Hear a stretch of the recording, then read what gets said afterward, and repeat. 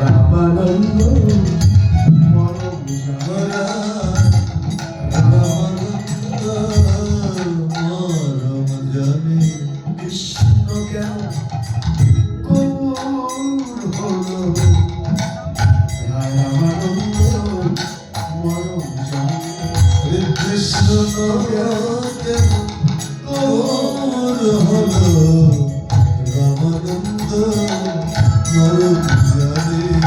রামানন্দ রায় চৈতন্য চরিতামৃতের বিখ্যাত অধ্যায় সাধ্য সাধন তত্ত্বের আলোচনা, মহাপ্রভুর সঙ্গে রামানন্দ রায়ের আলোচনা। সে এক মধুর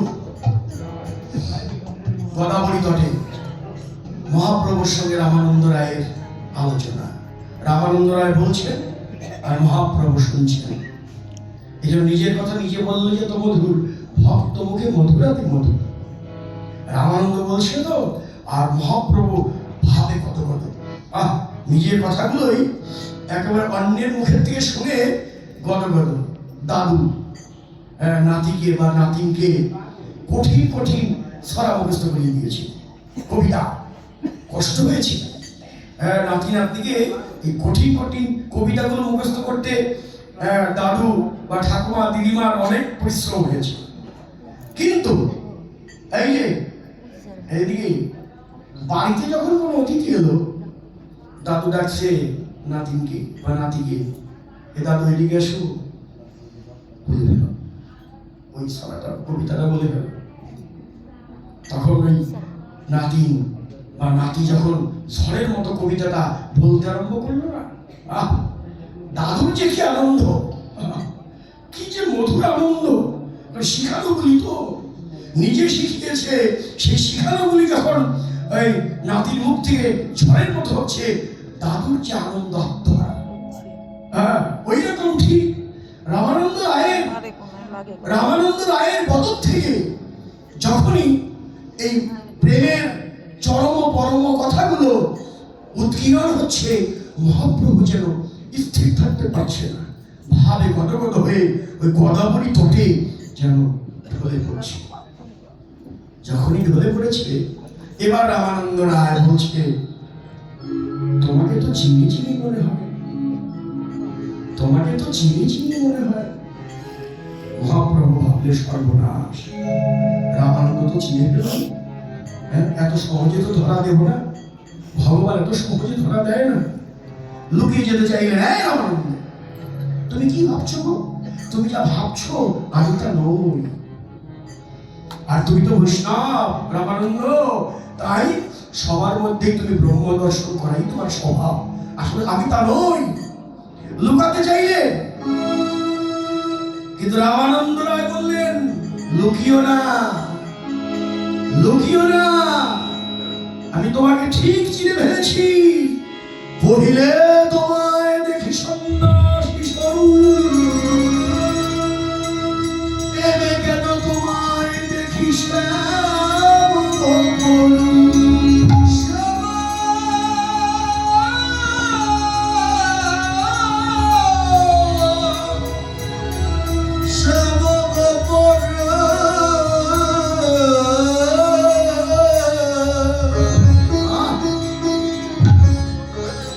তোমার সম্মুখে সম্মুখে কাঞ্চন পঞ্চালিকা,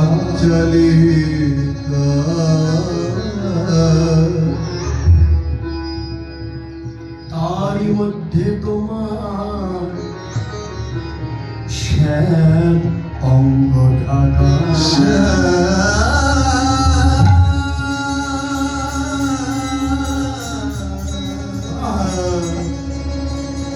শ্যামঙ্গ ঢাকা, শ্যামঙ্গ ঢাকা।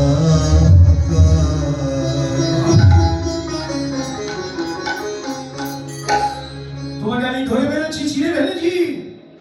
এবার এবার কি করবে? ভক্ত যখন ভগবানকে ধরে ফেলে, ছিঁড়ে ফেলে, এবার তো লুকাবার পথ নেই, লুকাবার পথ নেই। অমনি বললেন, ওরে রামানন্দ, আমাকে যখন চিনেই ফেলি, আমি আর লুকাতে পারলাম না। দেখো, নয়ন ভরে দেখো, রামানন্দের সামনে মহাপ্রভু এবার দেখালেন, তবে হাসি প্রভু দেখালো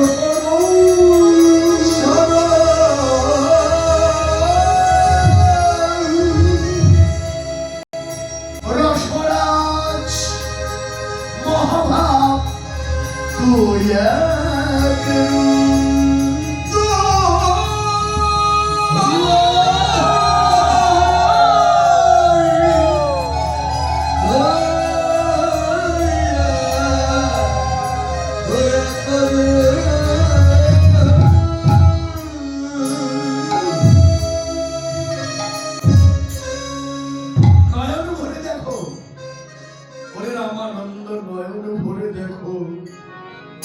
আমার স্বরূপ তুমি দেখো।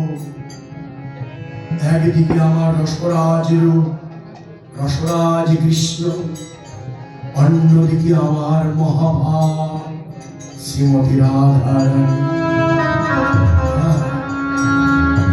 রামানন্দ দেখলে তো তুমি আমায়।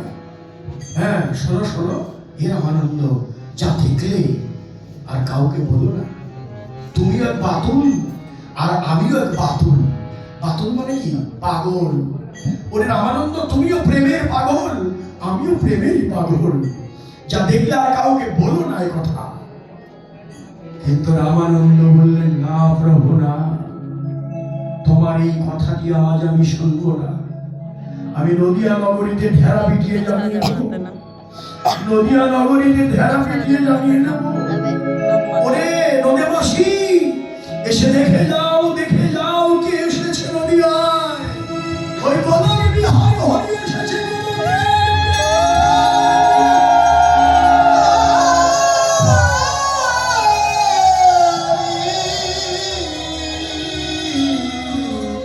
হরি হরি